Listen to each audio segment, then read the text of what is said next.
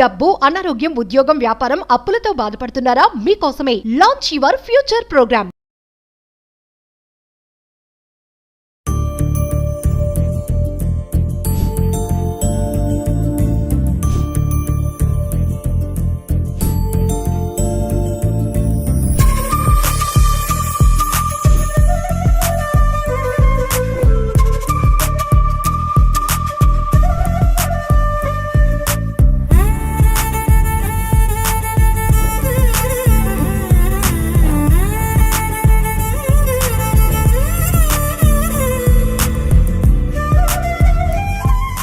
Anu's skin and hair clinic సమర్పించు Sankranti special episodes కి స్వాగతం.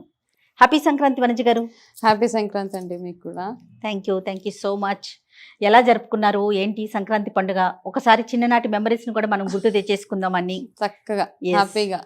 సంక్రాంతి అంటే ఫస్ట్ చిన్నప్పుడు మనకి అంత అవేర్నెస్ ఉండదు కాబట్టి మామూలుగా ఏదో పండుగ అందరు కలుస్తాము, చక్కగా పిండి వంటలు అవి చేసుకుంటాం, తింటాం, కైట్స్ ఎగరేస్తాము, అంతే అక్కడ వరకు. ప్లస్ ముగ్గులు మెయిన్ అన్నమాట. అయితే ఈ ముగ్గుల విషయానికి వచ్చేటప్పటికి ఏంటంటే కేటగిరీ ఏ బి అమ్మాయిల కింద డివైడ్ అయిపోతున్నారు ఇప్పుడు. ముగ్గులు వేసే అమ్మాయిలు చాలా తక్కువ కనపడుతున్నారు మనకి. అప్పుడైతే వేస్తారండి? వేస్తానండి. అది అలవాటు అయిపోయింది చిన్నప్పటి నుంచి. పోటీలు పడి మరి పక్క ఇంట్లో వాళ్ళు ఎట్లా వేస్తున్నారు దాన్ని చూసి మనం అంతకంటే బాగా వేయాలి, అంతకంటే పెద్దగా వేయాలి. సో అట్లా అవన్నీ.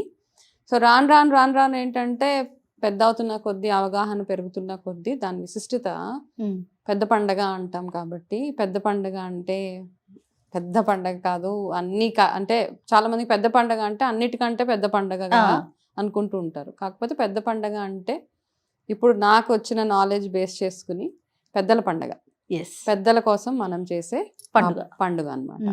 అంటే చాలా ఫ్యామిలీస్లో చూస్తూ ఉంటాము, స్కిప్ కొట్టేస్తూ ఉంటారు పెద్దలకు చేయాల్సిన కార్యక్రమాలన్నీ. పర్వాలేదులే, వాళ్ళే కదా, ఏమంటారులే, మా అమ్మే కదా, మా నాన్నే కదా, అంటే ఎవరైతే లేరో మన లైఫ్లో వాళ్ళు యంగ్ ఏజ్లో చనిపోయి ఉండొచ్చు, వయసు అయిపోయాక చనిపోయి ఉండొచ్చు, కాకపోతే వాళ్ళందరూ మనకు పెద్దల కిందకే కన్సిడర్ చేయాలి మనం. సో వాళ్ళ కోసం ప్రత్యేకించి చేసే పండుగ. ఎందుకంటే ఈ మాసం అంతా నెలగంట పెట్టిన తర్వాత కూడా ప్రతిరోజు మనకి దసరాలో ఎలా అయితే ఆ 10 రోజులు, దసరాకి ముందు వచ్చే పితృపక్షాల్లో ఎలా అయితే మనము పొత్తర్లు, బియ్యం అవి ఇస్తూ ఉంటామో, సంక్రాంతిలో కూడా అదే పద్ధతి ఫాలో అవ్వాలి. మేజర్గా ఏంటంటే ఇప్పుడు అందరికీ తెలిసింది, ఎవరికైనా మనం ఎప్పుడైనా సరిగ్గా వాళ్ళు చనిపోయినప్పుడు చేయాల్సిన కార్యక్రమాలు సరిగ్గా చేయలేకపోయినా, వాళ్ళ సంవత్సరం చేయాల్సిన ఆబ్దికాలు అవి సరిగ్గా చేయలేకపోయినా, వాళ్ళని కష్టపెట్టి, అంటే వాళ్ళు చనిపోయే టైంలో మనం సరిగ్గా చూసి ఉండం వాళ్ళని. చాలా ఈ మధ్య కాలంలో చూసే ప్రాక్టీసెసే కదండి. సో అట్లా ఏమైనా ఉన్నా ఇది ఒక రైట్ టైం వాళ్ళని తలుచుకుని వాళ్ళ పేరు మీద వాళ్ళకి పొత్తర్లు, బియ్యం, స్వయం పాకం అవి ఇవ్వడానికి ఇది ఒక రైట్ టైం అన్నమాట. ఓకే. సో సంక్రాంతి పండుగకి డెఫినెట్ గా 100% అండి. అంటే మనకి ఎవరెవరైతే ఉన్నారో, అంటే ఎట్లా అంటే వీటి వల్ల ఎలాంటి దోషాలు వస్తాయి అంటారండి చేయకపోతే? అంటే జనరల్ గా మీరు చెప్పినప్పుడే ఒకసారి నేను విన్నాను, పండుగలు శుభకార్యాలు జరుపుకోకపోయినా పెద్దలకి ఇవ్వటం మాత్రం మర్చిపోకూడదు, దాన్ని వదిలిపెట్టకూడదు అనేసి. అవునండి, ఖచ్చితంగా పెద్దలకు మాత్రం. ఇప్పుడు మనం చూసాం జాతకాల్లో పితృదోషాలు ఉంటాయి, ప్రతి ఒక్కరికి ఉంటుంటాయి. అంటే ప్రతి ఒక్కరికి అంటే ఎవరైతే ఇప్పుడు డీప్ డైవ్ చేస్తే ఏంటంటే మన ఫ్యామిలీలో ఒకరికి ఎవరికో పితృదోషం ఉంటుంది. ఇప్పుడు మన ఇంట్లో నలుగురు ఉంటాం, మనకి 2 పిల్లలు ఉంటాం, పిల్లల్లో 2లో ఒకరికి పితృదోషం ఉంటుంది. ఓకే. సో అంటే ఇప్పుడు ఈ పితృదోషాలు అన్నదాన్ని చాలా మిస్లీడ్ చేసేస్తా ఉన్నారండి. మనకి ఏదైనా ప్రాబ్లం అని చెప్పగానే మీకు పితృదోషాలు ఉన్నాయి అనేస్తూ ఉంటారు. సో ఇక్కడ ఫస్ట్ ఒక క్లారిటీ తెచ్చుకోవాలి మనం. పితృదోషం నిజంగా మనకు ఉందా లేదా అని ఒకసారి ఆస్ట్రాలజికల్గా చెక్ చేసుకోవాలి. అదొకటి చెక్ చేసుకొని, సో మన ఇంట్లో ఎవరికి ఉన్న ఎఫెక్ట్ అందరికీ ఉంటుంది, అదొకటి గుర్తు చేసుకోవాలన్నమాట. ఎవరికో ఒకళ్ళ జాతకంలో ఉంది కాబట్టి పితృదోషాలు వాళ్ళకే ఉంటాయి కదా. సో ఆ ఫ్యామిలీలో ఒకరికి ఉంది అంటే మనందరికీ టోటల్ ఫ్యామిలీ దాని ఇంపాక్ట్ ఏదో ఒక రకంగా మన మీద ఉంటుంది అని మనం తెలుసుకోవాలి. సో ఎందుకు ఈ పితృదోషాలు వస్తాయి అంటే కనుక యాక్సిడెంటల్గా మన ఇంట్లో ఎవరైనా చనిపోయినా, కొంత సూసైడల్ డెత్స్ అయినా తెలవకుండా చనిపోతారు. కొంతమంది ఉన్నారో లేరో కూడా తెలియదు, వాళ్ళకి కార్యక్రమాలు ఏమీ జరిపించరు, వెళ్ళిపోతారు. ఇంతకుముందు కాలంలో ఎట్లా ఉండేదంటే కాశీ అని వెళ్ళిపోయేవాళ్ళు, వాళ్ళు వెనక్కి వచ్చేవాళ్ళు కాదు మోస్ట్లీ. వాళ్ళు ఉన్నారా లేదా అని మనకి తెలిసేది కాదు. వస్తారా వెనక్కి, రారా, వస్తే అదృష్టం, రాకపోతే అప్పట్లో ఏం చేసేవాళ్ళంటే 12 సంవత్సరాలు టైం ఇచ్చేవాళ్ళు అనమాట. పుష్కర కాలం వెయిట్ చేసి దాని తర్వాత వాళ్ళకి తర్పణాలు వదిలేసేవాళ్ళు అనమాట. అట్లా ఉండేది ఒకప్పుడు. ఓకే. సో అది లెక్క. పుష్కర కాలం వెయిట్ చేసి ఒక మనిషి మన లైఫ్లో వస్తారా రారా వెయిట్ చేసి 12 సంవత్సరాల తర్వాత వాళ్ళకి ఇంకా నీళ్ళు వదిలేయడం అంటారు.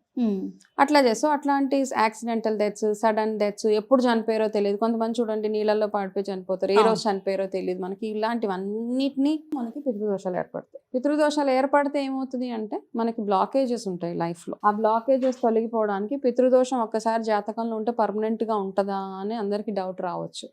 పర్మనెంట్ గా ఏమి ఉండదండి. ఒకవేళ ఉంది అని తెలిసాక మనం చేయాల్సిన చిన్న చిన్న కార్యక్రమాలు ఏవైతే ఉన్నాయో వాళ్ళ పేరు మీద చేయాల్సిన తర్పణాలు కానివ్వండి, దానాలు, గోదానాలు అంటారు, ఇవన్నీ చేస్తే గనక 100% ఆ పితృదోషాల నుంచి బయటపడవచ్చు.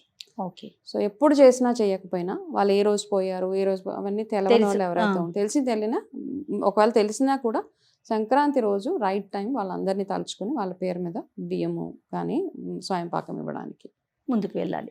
రైట్. సో తర్పణాలు వదలటం ఇది ఒకటి పితృదోషాలను మనం మంచి అవకాశం కాబట్టి, దాంతో పాటుగా అసలు పండగ విశిష్టత ఒక్కసారి. పండగ అంటే ఇప్పుడు ఈ పెద్ద పండగ కాబట్టి మెయిన్గా ఇదండి. దాని తర్వాత మనము పంటలు వస్తాయి, రైతుల్ని, మన గోవుల్ని, మన పశువుల్ని, వాటన్నిటిని పూజించడానికి, వాళ్ళన్నిటికీ రెస్పెక్ట్ఫుల్గా పండగ చేసుకోవడానికి ఇది ఒక రైట్ టైం కాబట్టి, అన్నీ కలిపి ఉంటాయి కాబట్టి అందుకే 4 రోజులు డివైడ్ అయిపోయింది కదా. భోగి నుంచి మొదలవుతుంది, తర్వాత సంక్రాంతి, కనుమ, ముక్కనుమ. సో ముక్కనుమ రోజు ఎస్పెషల్లీ అప్పుడు అందరూ అనమాట హ్యాపీగా ఈ 3 రోజులు అన్ని రకాలుగా. భోగి రోజు ఒక ఫెస్టివల్ ఉంటుంది మనకి, భోగి పళ్ళు పోయడము అట్లా ఉంటుంది పిల్లలకి. తర్వాత సంక్రాంతి రోజు ఎలాగో పెద్దలను తలుచుకొని వాళ్ళ పేరు మీద పొత్తర్లు అవి ఇవ్వడము.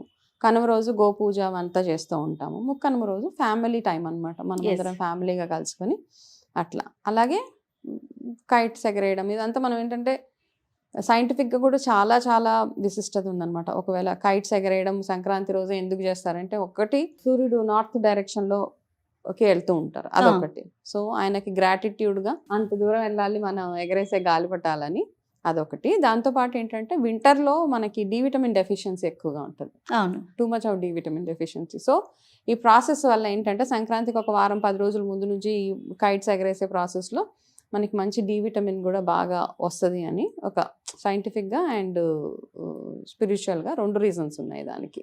ఓకే. ఓకే. ఇంకా పిండి వంటలండి? పిండి వంటలు అంటే ఇంకా మొదలైపోతుందండి ఒక 10 రోజులు, వారం రోజుల ముందు నుంచే. మీరేం చేస్తారు? మేము అయితే జంతికలు, చెక్కలు అంటాం కదా, దానికి కూడా రకరకాల పేర్లు ఉన్నాయి, చెక్కలు అంటాం. సో ఈ హాట్లన్నీ ఒక వారం రోజుల ముందే చేసేస్తాం. స్వీట్స్కి వచ్చేటప్పుడు కొంచెం లడ్డూలు అట్లాంటి అరిసెలు అవన్నీ కొంచెం ఒక 2-3 రోజుల ముందు చేస్తాం. ఆ రోజు చేసుకునే ఉంటాయి కదా గారెలు, కలగూర అంటాం, అన్ని కూరగాయలు కలిపి కూర వండుతారు. కలగూర ఖచ్చితంగా, ఆ కూర. మిగతా పరవన్నం, పాయసాలు ఇవన్నీ ఎలా ఉంటే, పొంగల్ ఎలాగైతే చక్కెర పొంగల్, ఇక్కడైతే పొంగల్ అని ఫ్యాన్సీగా అంటున్నారు, కాకపోతే మాకైతే చక్కెర పొంగలే. ఆ చక్కెర పొంగలి, బెల్లం, పాలు ఇవన్నీ వేసి చక్కగా చక్కెర పొంగలి ఇవన్నీ చేసి మధ్యాహ్నం టైంలో పెద్దలకి ఎప్పుడైనా మనము పొత్తర్లు ఇవ్వడానికి రైట్ టైం మధ్యాహ్నం పూట. అదొకటి గుర్తుపెడుతుంది. చాలా మంది టైం అయిపోతుంది, తొందరగా ఫినిష్ చేసేస్తే కైట్స్ ఎగరేసుకోవచ్చు, ఇట్లా ఉంటుంది. కాకపోతే పెద్దవాళ్ళు ఎప్పుడు అంటే మనం 11 o'clock నుంచి మేము మధ్యాహ్నం టైం ఉంటుంది కదా, ఆ టైంలో మీరు పొత్తర్లు ఇస్తే సరిపోతుందండి. సంక్రాంతికి ప్రత్యేకమైన పూజలు ఏమన్నా ఉంటాయండి? సూర్యారాధనే కదండి సంక్రాంతికి చేసేది. మనము ఇప్పుడు ఎలాగో రథసప్తమికి ఎలాగో చేస్తాం, అవును, సంక్రాంతికి కూడా సూర్యుడు ఆరాధన. సూర్యుడు ఆరాధన ఆ రోజు ఎంతగా చేసుకోగలిగితే, ఎస్పెషలీ అంటే మీ రాశులు అనుసరించి మీకు ఏమైనా గ్రహ దోషాలు అవి ఉంటే గనక ఇంకా ప్రత్యేకించి సూర్య ఆరాధన ఎంతగా చేసుకోగలిగితే, ఉదయాన్నే సూర్యోదయం అయ్యే టైం కల్లా మీరు రథసప్తమి రోజు ఎలా అయితే పూజలు అవి చేస్తూ ఉంటారో అలాగే సంక్రాంతి రోజు కూడా సూర్యుడికి ఆరాధన ఎర్రటి పూలతోటి, రోజు వీలైతే మీరు గోధుమలు, బెల్లం దానం ఇచ్చుకునే ఎవరికైనా గ్రహ దోషాలు ఉంటాయో అట్లా చేసుకుని సూర్యుడికి పరవన్నం అదంతా ప్రసాదంగా పెట్టి అక్కడ కాసేపు కూర్చొని ఆదిత్య హృదయ స్తోత్రం అవి చదువుకుంటే సూర్యుడు ఒక బలం బాగుంటే మనకి మిగతా గ్రహాల వల్ల వచ్చే దోషాలు కూడా తొలగిపోతాయని ఆస్ట్రాలజికల్గా మాకు తెలిసిన నాలెడ్జ్ అన్నమాట. రైట్ అండి, thank you so much Vanaja garu. Once again happy pongal అండి. మీకు కూడా అండి, నమస్తే.